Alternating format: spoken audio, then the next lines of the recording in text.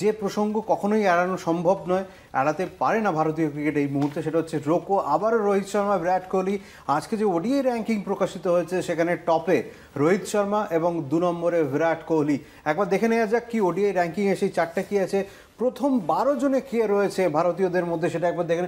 প্রথমেই রোহিত শর্মা 781 পয়েন্ট পেয়ে, সেকেন্ডে বিরাট কোহলি 773, 3 নম্বরে রয়েছে নিউজিল্যান্ডের ড্যারেল মিচেল 766, 4 নম্বরে আফগানিস্তানের ইব্রাহিম জর্ডন, 5 নম্বরে ইন্ডিয়ার শুভমান গিল 723, 6 নম্বরে পাকিস্তানের বাবর আজম, 7 নম্বরে আয়ারল্যান্ডের হ্যারি টেক্টর, 8 নম্বরে ওয়েস্ট ইন্ডিজের সাই হোপ, 9 নম্বরে একটা ধাপ উঠে শ্রীলঙ্কার আশালঙ্কা, 10 নম্বরে শ্রেয়াস আইয়ার এখনও ম্যাচ খেলতে পারেননি, 11 নম্বরে অস্ট্রেলিয়ার ট্রাভিস হেড এবং 12 নম্বরে দুধাপ এগিয়ে এসে কেএল রাহুল।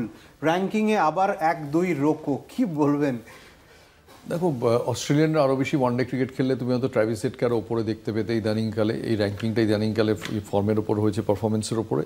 কিন্তু ব্রিলিয়ান্ট 38-39 বছর বয়সে, আজ থেকে 20 বছর পর ওদের যখন মনে হবে যে 38 বছর বয়সেও 1 নম্বরে ছিলাম, 2 নম্বরে 2, আবার সেই রোকো।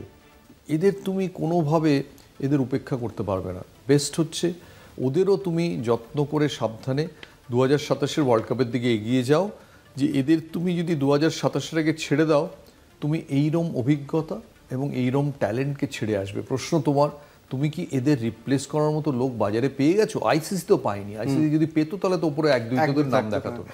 ভাবাই যায় না, মানে রোকো এবং আবার ওডিআই র্যাঙ্কিংয়ে 1-2, মানে আজকে আবার এই রোকো ভক্তদের মুখে হাসি ফুটলো। এবং ভারতীয় ক্রিকেটের জন্য দারুণ একটা খবর যে এরকম টপ লেভেলের দুজন ব্যাটার যাদেরকে নিয়ে এত সমালোচনা, এত আলোচনা, এবং তারা ছাড়া বলা যেতে পারে ব্র্যান্ডটাই ডাউন হয়ে যায়, সেখানে কিন্তু 1-2 আবার র্যাঙ্কিং একটা দারুণ ব্যাপার।